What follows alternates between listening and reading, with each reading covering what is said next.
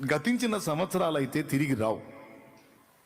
ఇక మనకు ముందున్న సంవత్సరాలే ఎన్ని సంవత్సరాలు ఇస్తే అన్ని సంవత్సరాలు మనం ఈ భూమి మీద జీవించాలి.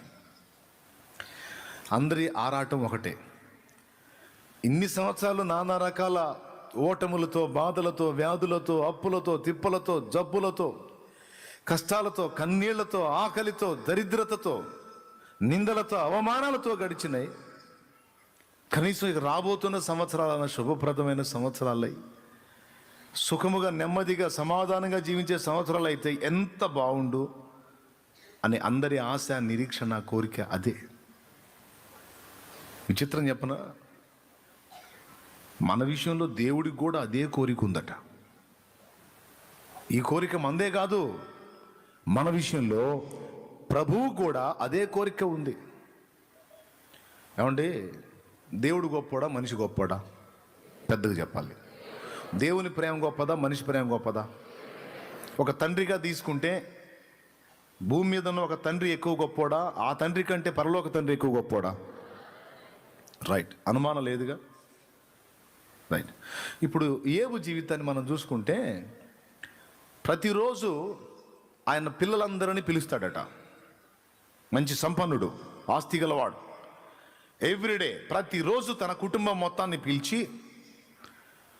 గడిచిన రోజులో దేవునికి వ్యతిరేకంగా ఏమైనా మాట ద్వారా కానీ క్రియ ద్వారా కానీ తప్పు చేశారేమో, దేవుని యొక్క కోపం వాళ్ళ మీదకి వచ్చి ఏమన్నా దెబ్బతింటారేమో, నా పిల్లలకి ఏ కీడు కలగకూడదు, నా పిల్లలు క్షేమంగా ఉండాలి, సుఖంగా ఉండాలి, నెమ్మదిగా ఉండాలి, సమాధానంగా ఉండాలని ఏబు తన పిల్లలందరి నిమిత్తం ప్రతిరోజు దేవునికి బలి అర్పణ జరిగించాడంట.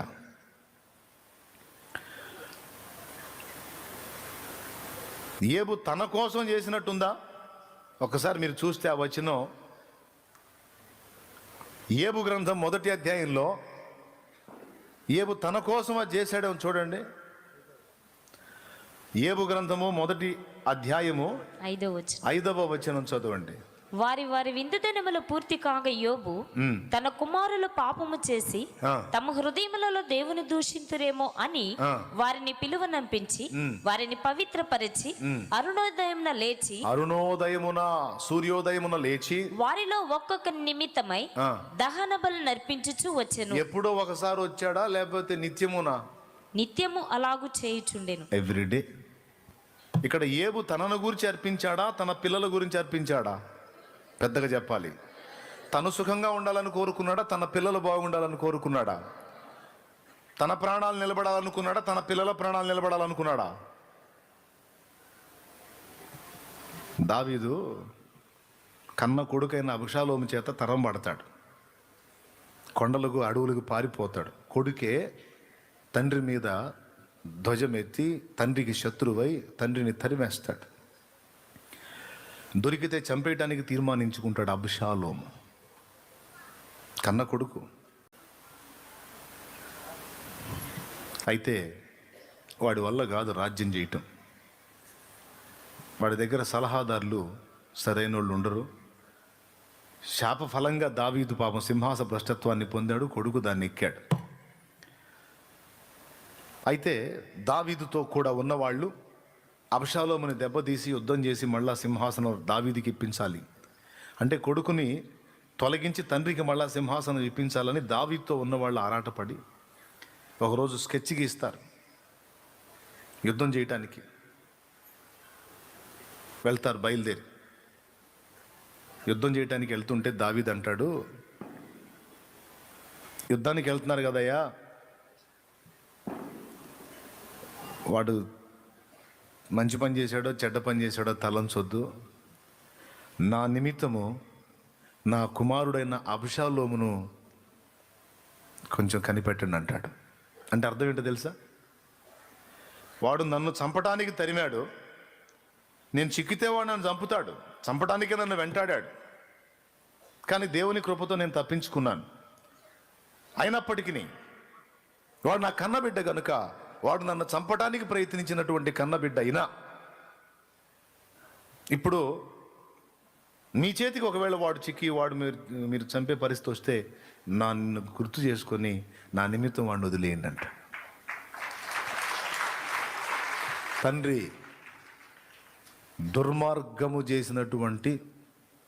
దుర్మార్గమునకు ఒడిగట్టినటువంటి కుమారుణ్ణి బ్రతకనిమ్మన్నాడు. తండ్రి ప్రాణాన్ని నిలువునా తీయటానికి ఇష్టపడ్డ కుమారుణ్ణి నా ప్రాణాన్ని కోరాడు కనుక వాడు కొడుకేంది నేను తండ్రినేంది వేసి పడేసేయండి అన్లా.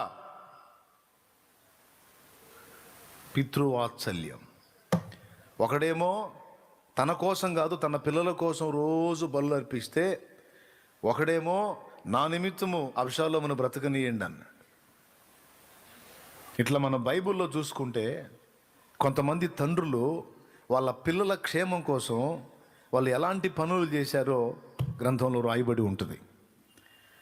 ఏమండి, మనుషులకే తన బిడ్డల విషయంలో వాళ్ళు సుఖంగా ఉండాలి, క్షేమంగా ఉండాలి, ఆశీర్వాదకరంగా ఉండాలి, వాళ్ళకు ప్రాణ ప్రమాదం కలగకూడదు, వాళ్ళ అన్ని విషయాల్లో నెమ్మదిగా ఉండాలని మనుషులకే మనుషుల మీద అలా ఉంటే, ఈ తండ్రుల్ని ఆ పిల్లల్ని మొత్తాన్ని కన్న తండ్రి పైన ఒకడు కూర్చొని ఉన్నాడు. ఆయనకి ఎంత తీపి ఉంటుందండి మన మీద, ఒక్కరు ఆలోచించండి.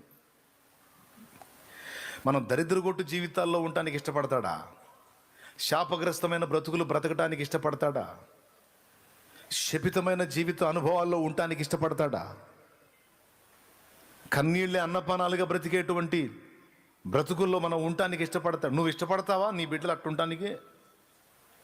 ఏమమ్మా నువ్వు ఇష్టపడతావా?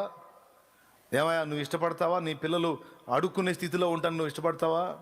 నీ పిల్లలు రోగగ్రస్తులై దరిద్రగొట్టు స్థితిలో ఉండటానికి నువ్వు ఇష్టపడతావా?